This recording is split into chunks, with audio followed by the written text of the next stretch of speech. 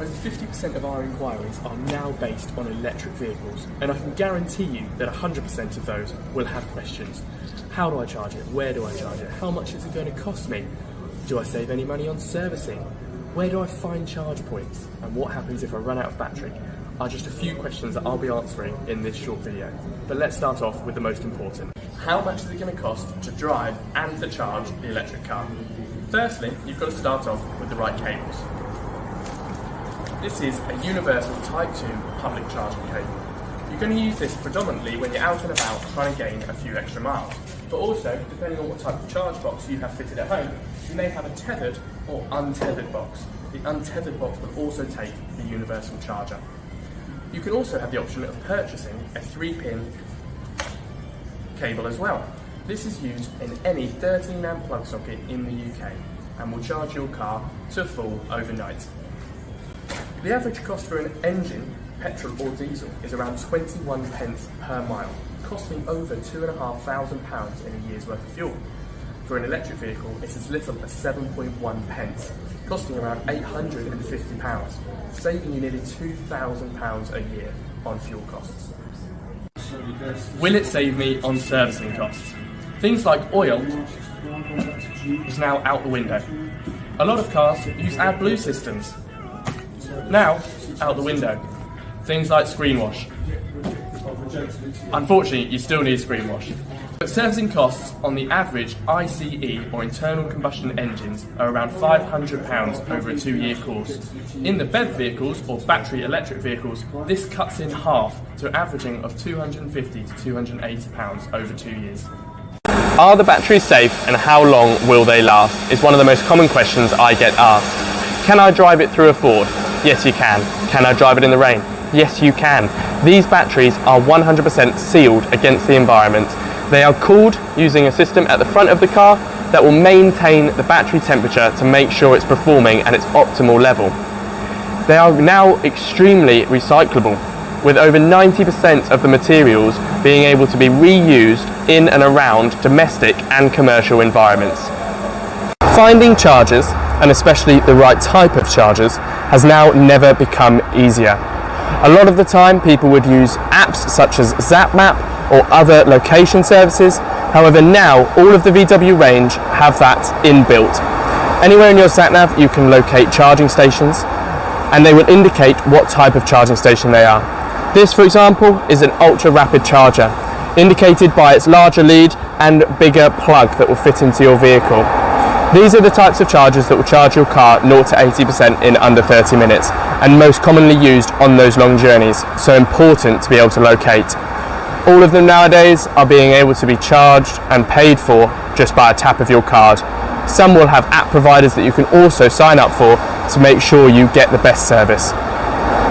The EV world is a new world for most, and with a new world comes new language and new terms that customers will have to be aware of to make sure they are gaining a full understanding, such as BEV, battery electric vehicle, or PHEV, plug-in hybrid electric vehicle. And you'll also hear the term ICE vehicles a lot more, internal combustion engines. A very important one will be WLTP range.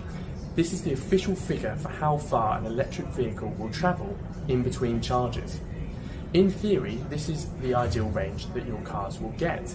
In reality, there are a lot of different factors that can affect real-world range. And when taking the range of an electric vehicle, as a rule of thumb, always take 80% when calculating your needs, as that is the more likely range that your vehicles will be able to obtain in real-world conditions. You'll see a lot of kilowatt hour, kWh, and kilowatt in the model descriptions, and these are very important terms to fully understand. kWh, or kilowatt hour, is a unit to measure how much energy or electricity you are using. However, it's also used to describe the capacities of our batteries. So you'll see 45 kilowatts all the way up to 77 kilowatts in the description models that we offer here at VW. In this case, you need to imagine it like a fuel tank. The higher capacity the battery, the more range you will get. The lower end at 45 kilowatt giving a range of around 180 miles, and the higher end at 77 kilowatt giving a range of over 300 miles. kW, or kilowatts, is a measurement of how much power your engine or motor can produce. However, it's also used to describe how quickly a charge point can fill up your battery. You'll see charging stations range from 3.5 kilowatts all the way up to 350 kilowatts. The higher ones able to charge your car from 0 to 80% in under 30 minutes. The best care that you can give your battery is to always keep the charge under 80%, except for when you need that full range. This is to help maintain the longevity of your battery. But don't worry, when it comes to correct battery care and maintenance, most wall boxes and public chargers will have systems in place to help you in that case. The best you can do is maintain your battery between a 20 and 80% charge. This is the optimal charge level for most battery electric vehicles and will maintain the longevity of your car. All of our batteries at VW come with an 8-year warranty. This will protect you in most cases if there's anything ever wrong with your battery. But when it comes to home charging and wall boxes, there are lots more to choose from, but you'll normally see two main distinctions. One box will be tethered, such as this one, where a cable is built into the unit. Another will be untethered, where you'll have the option to use your universal cable that comes with the vehicle. More and more brands are available, but you'll also see different charging capacities. So you'll see things from 3.6 kilowatts all the way up to 22 kilowatts that's possible on most domestic properties. This will depend on how fast it charges your car. Some of you may say that you don't have the facilities for off-road parking or charging boxes. A lot of UK residents are taking advantage of electric vehicles because the average commute for them is just 9 miles.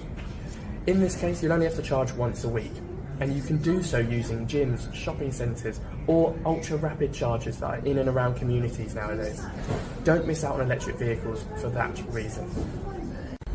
What if you run out of electric range? You're just as unlikely to run out of range as you are in a petrol or diesel car. Now there are just as many or even more electric charge stations than petrol stations in the UK. It is a very unlikely event. However, if it does happen, roadside assistants have the opportunity to either charge you at the side of the road or take you to your nearest charge station. I hope this has just answered as many questions as possible when it comes to electric cars, even though it might seem like we've only just touched the tip of the iceberg. I hope to see you walking through our doors very soon where I can answer any more that you may have.